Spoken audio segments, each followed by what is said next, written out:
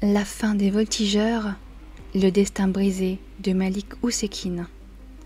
À la suite des manifestations des 4 dernières années qui ont conduit les manifestants à finir aux urgences, avec de très sérieuses blessures, allant pour certains même jusqu'au décès, les médias ont rappelé que ces faits de violence ne datent pas d'hier. Il y a 37 ans, un étudiant à l'école supérieure des professions immobilières, Malik Oussekine, 22 ans, est pris pour cible par 2 policiers, les voltigeurs comme on les appelait à l'époque. Le groupe d'intervention des voltigeurs fut créé à la fin du mois de mai 68, car de cette période de manifestation très violente va découler les accords de Grenelle, avec entre autres une hausse du SMIC, une hausse des salaires, une réduction du temps de travail, ainsi que la baisse de l'âge de la retraite. Bref, une avancée majeure qui nous suit encore aujourd'hui. Mais bon, les manifestations de mai 68 se sont faites dans la violence. En tirant la vaste toile d'araignée qui est Internet, vous y trouverez pléthore de photos et de vidéos. Et, bien entendu, pour lutter contre ces violences, il faut créer un groupe d'intervention. Les voltigeurs, comme on les appelle, sont nés. Ce soir, je reviens sur la mort de Malik Oussekine qui signe la fin des voltigeurs. La fin d'une époque, ou plutôt le début d'une hibernation forcée. Sommeil qui prend fin en 2019, pendant les manifestations des Gilets jaunes, date à laquelle les Bravem fouleront pour la première fois le bitume de nos rues.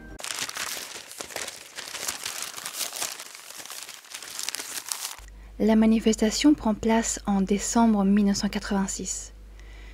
Les étudiants et lycéens descendent dans la rue pour exprimer leur mécontentement par rapport à une loi, celle du projet Devaquet, qui est une énième loi sur l'entrée à la fac. Les facs deviendraient plus indépendantes. Entendez par là qu'elles pourraient librement fixer leurs tarifs d'entrée, limitant de ce fait l'entrée à certaines facs aux étudiants dont les parents ont certains moyens financiers. Les universités pourraient également mettre en place un numerus clausus, en fonction de la demande sur le marché du travail. On voit ce que cela a donné avec la médecine, où le numerus clausus vient à peine de sauter. La loi permet également d'adapter le nombre d'étudiants, en fonction de la taille de la fac. Et les universités auraient même carte blanche quant à la méthode employée pour enseigner leur matière. Bref, l'année 1986 pue pour les futurs étudiants. C'est un chamboulement qui finalement rend fébrile certains lycéens qui se préparaient déjà à entrer en fac l'année suivante. En décembre 1986, étudiants et lycéens descendent sur Paris. Plusieurs manifestations ont eu lieu à partir du 17 novembre 1986. Ils sont environ 150 000 personnes à marcher sur les pavés parisiens pour lutter contre cette maudite loi.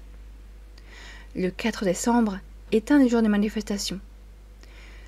Les lycéens, étudiants chantent, marchent, crient.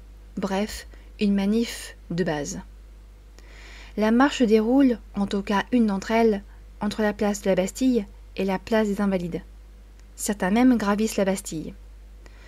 Les CRS sont présents, mais n'interviennent pas. Cependant, des heurts ont lieu, en fin de soirée, devant le Palais Bourbon, ou devant l'Assemblée nationale, entre CRS et quelques étudiants qui voulaient entrer dans le bâtiment. Encore une fois, un jour de manif comme les autres. Il y a toujours un petit groupe de personnes, disons, un peu plus virulents que les autres. Et l'effet de groupe joue également un rôle. Bref, le 4 décembre est un jour de manif en plus pour protester contre une loi qui empêche les familles, aux plus faibles ressources financières, de payer les études de leurs enfants. Vient ensuite le soir du vendredi 5 décembre, où le décès de Malik Oussekine va provoquer colère, indignation et peur.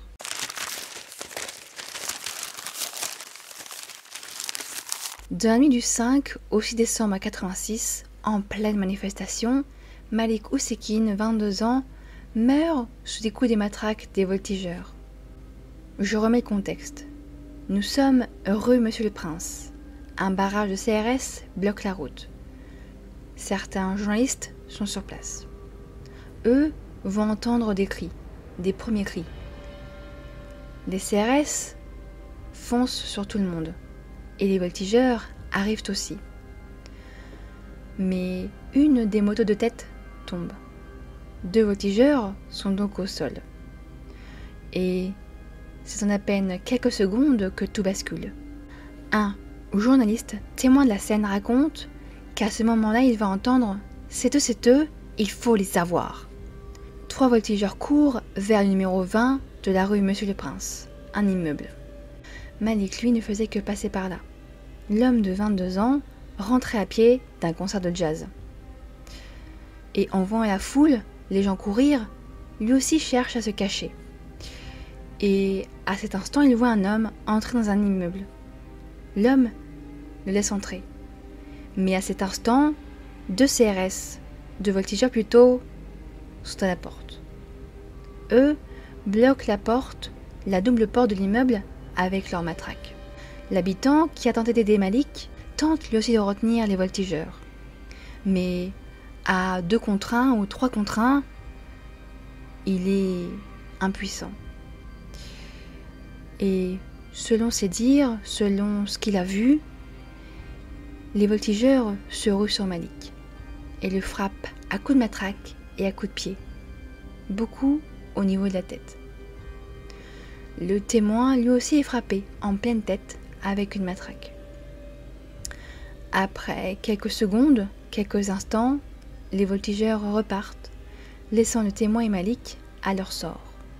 Ce sont des journalistes qui seront les premiers témoins de l'état de Malik, qui après avoir été tabassé, avait le visage déformé.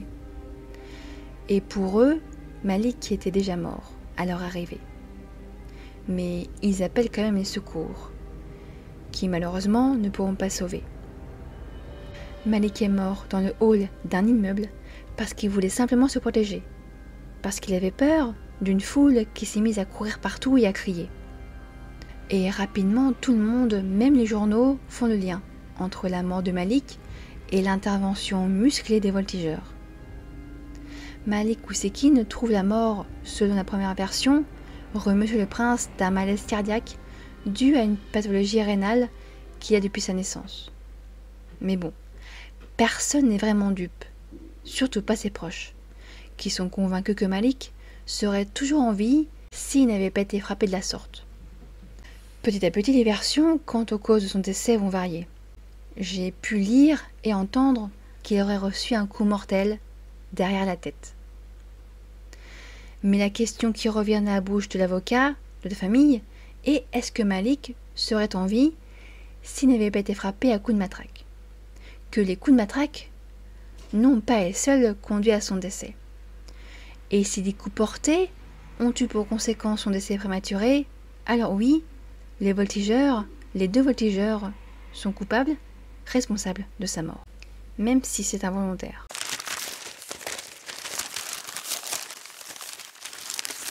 Après la mort de Malik Oussekine, les manifestations continuent et sont même plus violentes.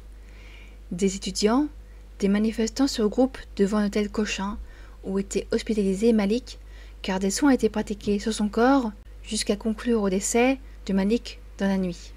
Le 8 décembre, 8000 étudiants et lycéens marchent sous une pluie battante, dans un silence pesant, en hommage à Malik Oussekine, mort dans le hall d'un immeuble 2 jours avant. Le 10 décembre, ils sont 300 000 à manifester en hommage à Malik Oussekine. Les gens manifestent, qu'ils soient adultes, étudiants ou lycéens, en hommage à Malik. L'homme de 22 ans est inhumé le même jour au cimetière du Père-Lachaise à Paris, division 75. Les médecins, les médias ou autres cherchent à expliquer les causes de la mort de Malik. La cause de la mort de Malik. C'est d'abord, comme je l'ai dit, un arrêt cardiaque consécutif à sa pathologie rénale, qui aurait emporté Malik pile le soir de la manifestation. Du corps de Malik Oussekine, il n'y a pas d'hématome crânien, aucune lésion cérébrale et aucune fracture. Les traces de violence observées ne seraient pas susceptibles d'avoir entraîné la mort. Le décès serait dû à un arrêt cardiaque créé par l'état pathologique rénal antérieur du patient. Le légiste à l'époque n'aurait pas constaté de lésion cérébrale, ni d'hématome crânien, ni de fracture. Je mettrai en lien une vidéo TikTok qui déclare exactement le contraire. Mais à cet instant, ce ne sont pas les coups qui ont tué Malik, mais sa maladie. Ces propos contredisent les dires des premiers témoins, les journalistes, qui déclarent bien que Malik était défiguré au point de paraître 40 ans au lieu de 22 ans, qu'il était méconnaissable.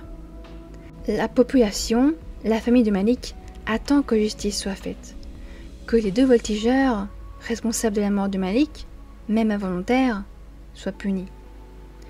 Et c'est chose faite. 4 ans plus tard, le 27 janvier 90, les 2 voltigeurs impliqués dans le décès de Malik Oussekine sont traduits devant la justice pour coups et blessures ayant entraîné la mort sans intention de la donner. Les 2 hommes seront condamnés à 2 et 5 ans de prison avec sursis, donc pas de prison. La sœur de Malik est écœurée, je la cite. « Je crois que quand on a un uniforme de flic, eh bien, on est tranquille.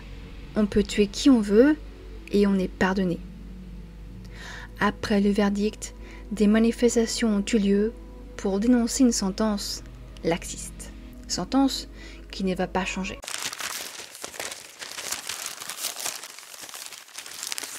Le groupe d'intervention de la police, accusé d'avoir frappé à mort Malik Oussekine, les voltigeurs motorisés, n'existe plus. Enfin, ils ont plutôt changé de nom.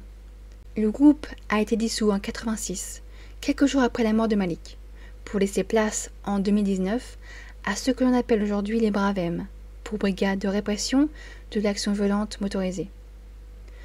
Le 8 décembre 1986 à 13h, le projet de Vaquet est retiré, abandonné.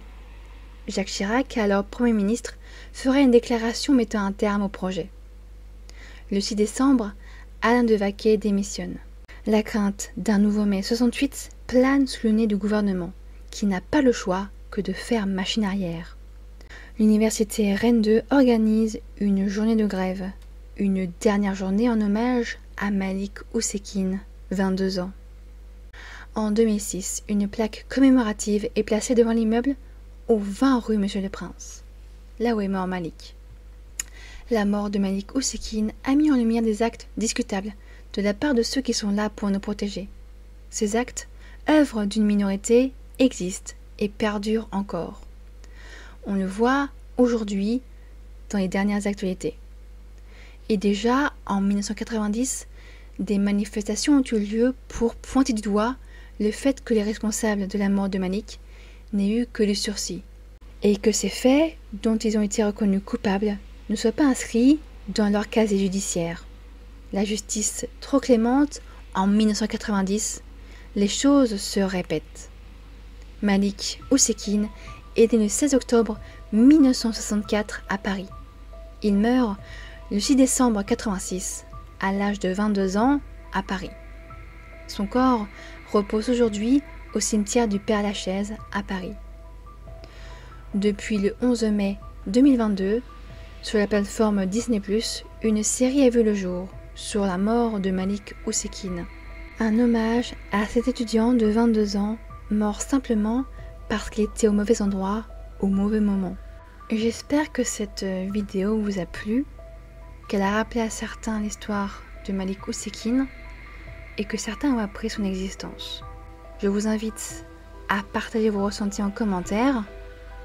Pour ma part, je vous donne rendez-vous mercredi prochain pour une nouvelle histoire.